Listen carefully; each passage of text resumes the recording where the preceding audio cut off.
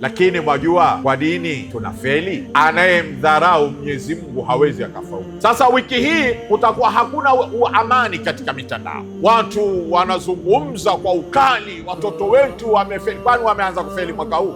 Kwani wameanza kufeli mwaka huu? Sasa kuna zile taasisi 2, 3 za binafsi, mimi naziita ni taasisi binafsi.